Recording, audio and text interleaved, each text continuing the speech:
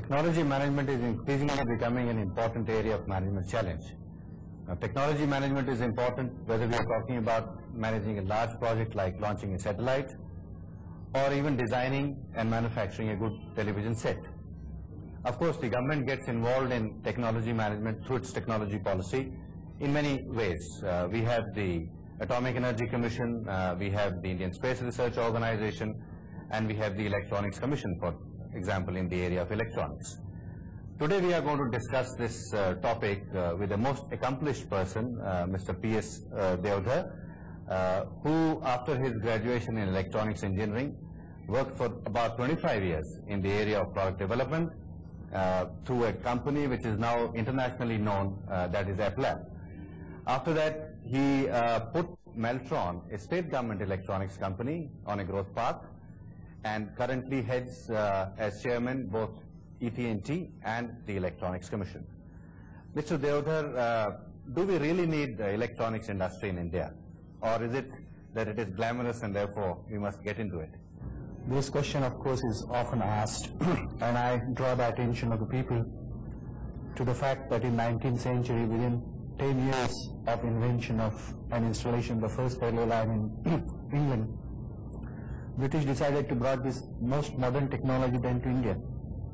And this induction of modern technology in really backward nation like India in those days was done by the British government for its convenience, of managing this country, for their ability to achieve quick movement of troops. And I believe that if they needed technology, then we need modern technology today for different reasons. Instead of movement of troops, we may need to move information, we may need to move food grains, we may want to give disaster warnings, we may have to manage health programs. So for any such thing to do expeditiously, we will need technology like electronics. To me, therefore, electronics is really a vehicle for rapid development of this country. But then, as some people say that really it is meant for governmental machinery and the first half of the nation, or it's really not half. People say maybe the first nation, which is about 7 million people, and the rest, which is 700 odd million. Would the 700 odd million also benefit from this technology? In fact, primarily we are interested in inducting electronics to benefit the 700 million people. 7 million people can take care of themselves. Government really doesn't have to take extraordinary efforts to fulfill their requirements. What is priority obviously is to to enable the 700 million people to have access to information, to know about them by the government, so that government can deal with them better. Today, you know, in our planning process, the data that we use is often 1.5 to 2 years old. So most of the planning is really, I would say, an intelligent guesswork, based on intelligent guesswork, that always doesn't work. But this example, Mr. Deodhar, you gave is also related to how government can plan better. But how the 700 million people are going to benefit directly? You see, as you know, what happens is in India, we have been living in small communities. That is what we are used to. Our law and order, our protection, everything was based on 4 or 5 villages put together. Beyond that, community really didn't care. Now today, when we talk of their benefits, really the people who represent them, the people at planning level who are involved in government administration, if they are made more efficient, the benefits of their efficiency goes on to the community. Now, for instance, we have these 5 major missions, as Prime Minister says, relating to communication, relating to eradication of illiteracy, other matters like increasing oilseed production. Now, for all these missions to succeed, we really need an excellent communication to educate people, to train people. Now in India, we have another problem. Large number of people who are involved in service industry in this country are not literate, or they are semi-literate at the most. Now how to train these semi-literate people? You know, television, though a simplex communication where you are really disseminating information, is of great relevance to this country. Mr. Deodhar, you mentioned this 5 missions, and people are now talking very excitedly about this mission approach.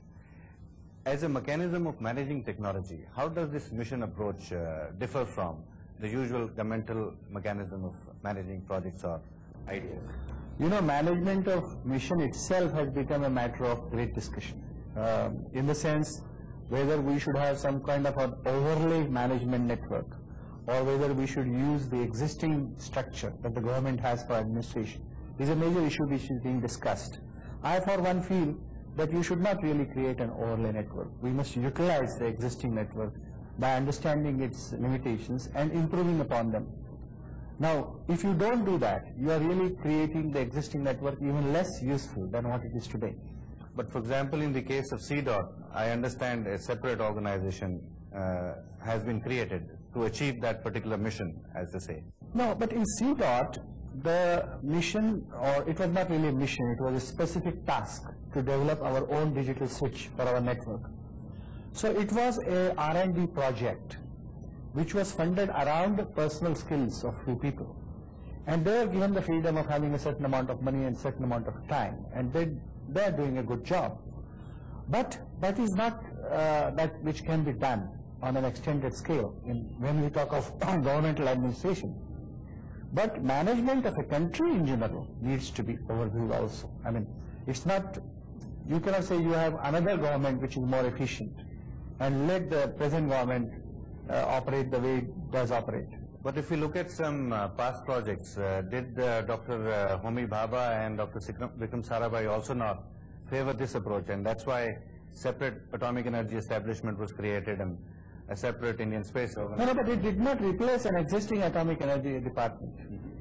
A new department was created. Now we are handling a new technology like electronics. So we will have several agencies which are new and which will become a part of administration. But we are not saying that replace the revenue department with some other department. But would these new agencies have different management systems so that the jobs can be accomplished perhaps more efficiently? And these new systems or this new science which is accessible to us like electronics. You know, one of the limitation, or you may say peculiarity of access to modern technology is that unless it is properly implemented, which is consistent with our needs, we might end up with a big problem. Now, as it is, acceptance of technology involves change. Generally, community, which is especially illiterate community, is afraid of change because they do not know what is in store for them. So it becomes absolutely essential for us that we go very carefully. We understand what the technology. It's not because, like you said initially, it is not for the glamour that we need electronics. We feel that it's a good vehicle. It will enable us to train large mass of illiterate people quickly. For instance, we cannot have teachers in the remote areas, or the quality of teachers is not adequate. So we can support those teachers through video programs like your university is planning to do. So we have really several options accessible to us, which were not or which will not be accessible to us. We talked of simplex communication through television. You take example now, duplex communication, where we give a telephone line in a village. What amazing change the village will have if they have an interactive communication possibility. They can ask for information, they can get information, anybody can have an access to a village can have an access to the entire world. That brings us to the question, how are these technological choices made? For example, between satellite communication and ground communications, or whether in a village we should provide a number of TV sets or a large scale projection TV.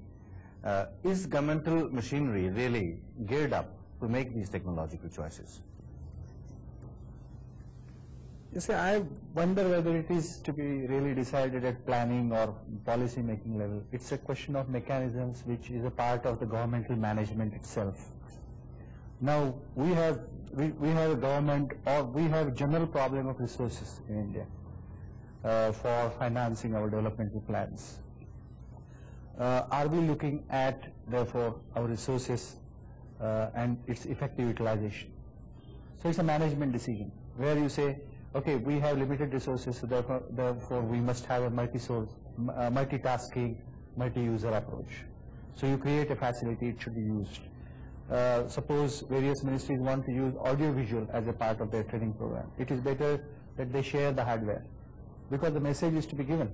Individually they can produce the software, but share the hardware. Or whether you go to telecommunications and you say where to really find out at that level if you have to have a ground communication option to take care of eventuality with a satellite communication, or to avoid the limitations of satellite communication, the time delay which is being a major one. We have to look at sharing concept. If we don't do that, we will get bogged down, because several ministries would want to duplicate the same efforts, and therefore the money involved will be much larger. So instead of inducting one program, we will eliminate all or delay. The discussions will go on, and the investment will not come in for an extended period of time. But then does it mean that a number of ministries would be simultaneously involved in making that decision? Yeah, I mean, for instance, if we could share the satellite by multi-ministries, why can't we share the ground communication network? Or why should we have one tower for every antenna that we hoist? Why can't we have a tower which will carry several antennas belonging to I&D ministry or railways or telecommunications or police?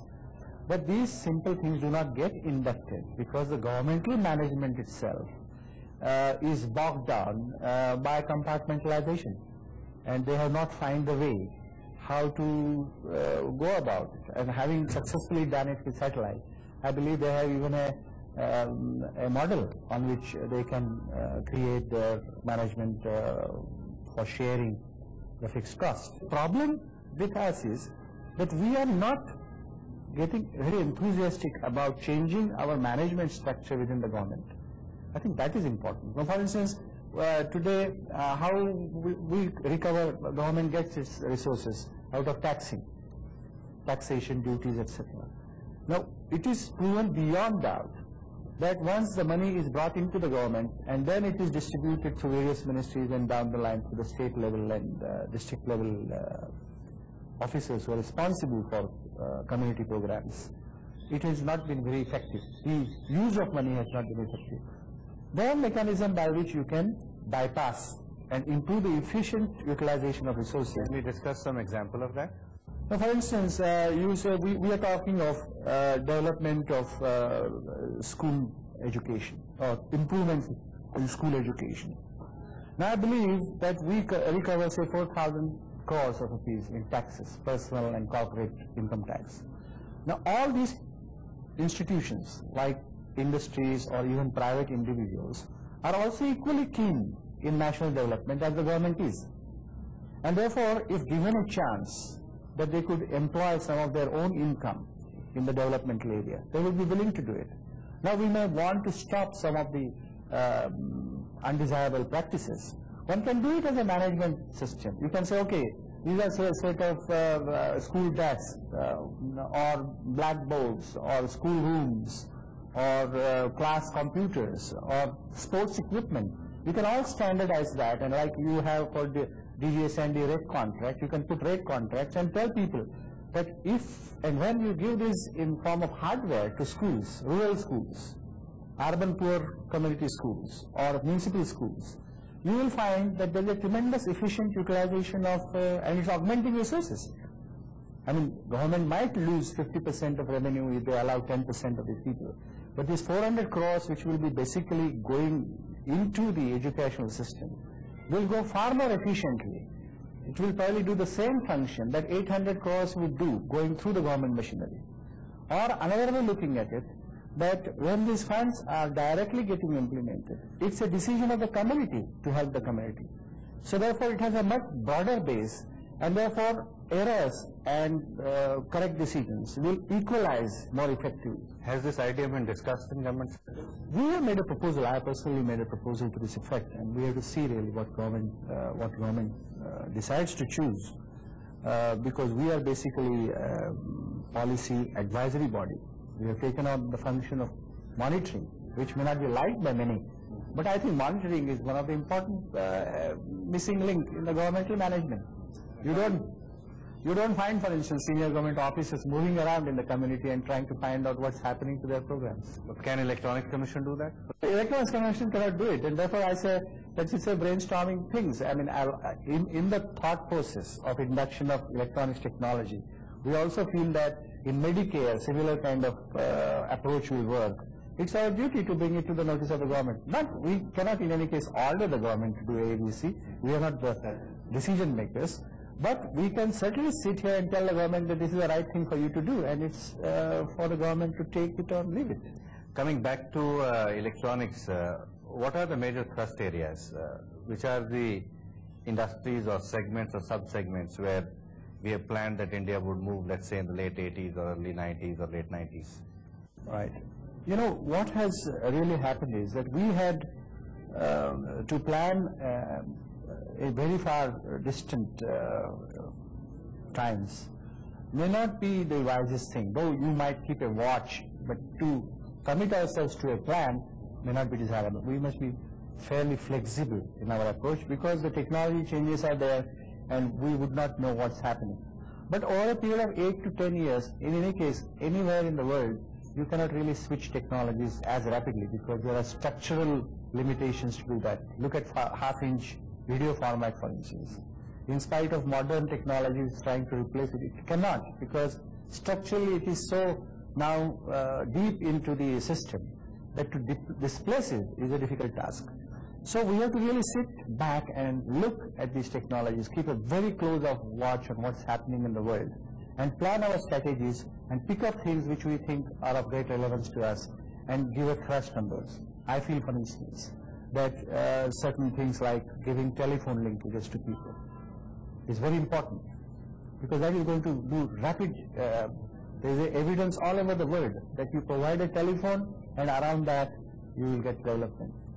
For instance, though it is not a part of electronics commission, in the same way like we had in the past development of civilization along the banks of the river, I think that we will have development of prosperous communities on the sides of major highways. So if you build a highway, rest of the community will take care. You have ramps and you see along the highway you carry all your communication needs, your water supply needs, power needs, but you ensure that they can quickly rush to the place of activity, to their markets, to ports and such other areas. But for higher order activities, they're already talking about your location near the information highways. Is that? That will automatically happen. Now, for instance, we are talking of export of software.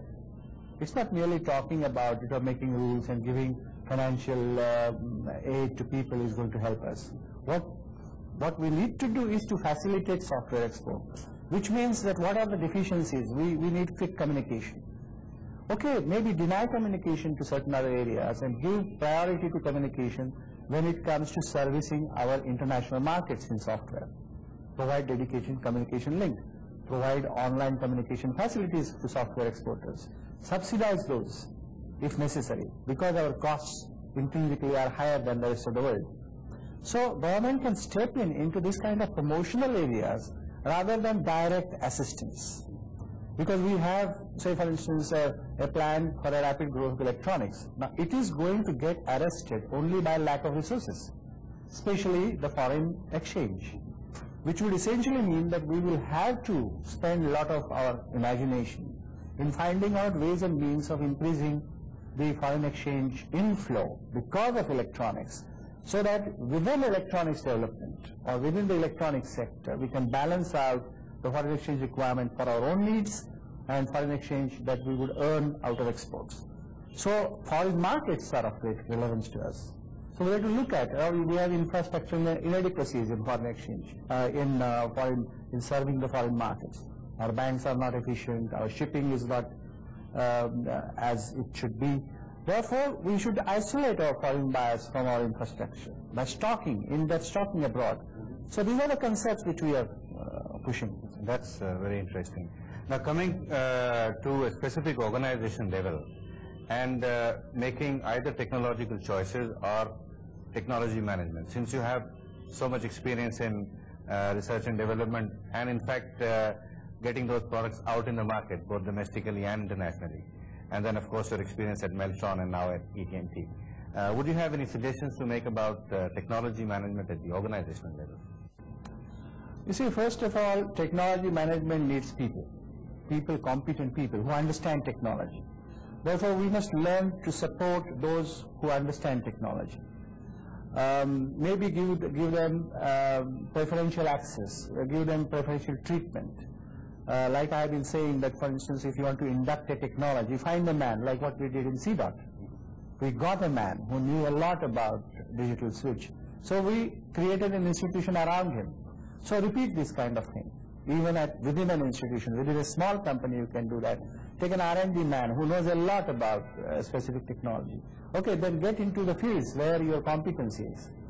That will firstly start your ability to manage technology. All over the world it has been established now the electronic technology cannot be managed merely with money. That's how the concept of venture capital came abroad. And the people who had money really put their money, so to say, on people who had the technology. So this kind of phenomena is not very common in this country. So we must stimulate that kind of a thing. And if you want to succeed, now in India also, we would say even private sector has not contributed very little. The amount of money that private sector spends on R&D or any kind of risk investments is dismal. Are our personnel policies suitable for this kind of a thing? Because in the governmental setup or public sector setup, even private companies, a technologist, unless he becomes manager, his growth is kind of stunted or stopped. Or is there some way we can do something? You see, there is one important aspect, that a good technologist turning into a manager can manage a company, take it rapidly to a level. But beyond that, all over the world experience is that he cannot then handle it beyond a certain limit. So therefore, it is important that you start with an individual, but turn it into an institution.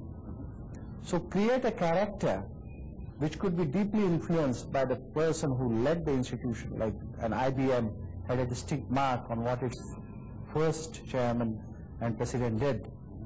And the organization is propelled by that philosophy. So really what needs to be done is the organization heads give a philosophy and then live it to the younger people. And we must also learn to appreciate and understand that younger people could be smarter. So this kind of phenomena where you create within an organization a structure, a management style, rules and regulations, that is very important. And that what applies to general administration applies to technology also. But it's a question of creating tradition of excellence. Are our public sector enterprises amenable to this kind of change in management style? I suppose so, why not? I mean, it's a question of taking firstly everybody along. You must have organization where the last man in the organization trusts your objectives and believes and he is given due importance and due respect. That does not happen. Look at our telecommunications, for instance. It is not the digital switch which is going to improve your telecommunications, or it is not the most modern telephone instrument you put. It's the connection that somebody would do in your outside in the building, and how somebody would join a cable. That will decide the quality of your communication. Because this is becoming a problem in all the technological systems. Again, electronics comes to rescue as far as training, but more than training, motivate him to train, get trained is even more important. So give him importance. How do we treat our telephone people? I mean, they are treated, if a telephone man visits your home, he is no more an inspector. So the attitude that department has towards its employees, or the citizen has towards the people who give them the service, has to be changed.